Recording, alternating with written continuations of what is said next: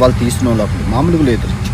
కొంచెం డిగ్నిటీగా ఉండాలి, కొంచెం స్టాండర్డ్గా ఉండాలి. అసలు ఫ్లైట్‌లో ఏటేటుంటాయి? అసలు ఏటేటుంటాయి? ఎన్ని రకాల ఫుడ్ ఉంటాయి? ఎన్ని రకాల మందిస్తారు? అయన్నీ రాసే మెను. ఎప్పుడెప్పుడు ఏదిస్తారు? ఎలాగ తాగాలి? ఎలా తినాలి? అన్నీ ఉంటాయి ఫ్రీ.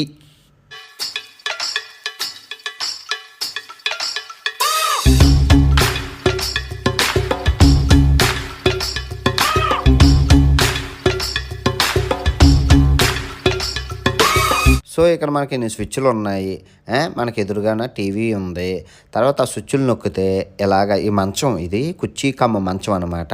సో, అలా కిందకెళ్ళిపోద్ది జాయిగా. చూడండి పెద్ద మంచం అయిపోయింది. చాలా పెద్ద మంచం అయిపోయింది. ఆ తర్వాత టేబులేసారు. ఒక జ్యూస్ ఎట్టారు. ఆ తర్వాత 3 రకాల జ్యూసులు, సలాడ్లు, ఇంకా రకరకాలు ఏటేటోనమ్మా ఆయిల్లు అన్నీ తెచ్చారు.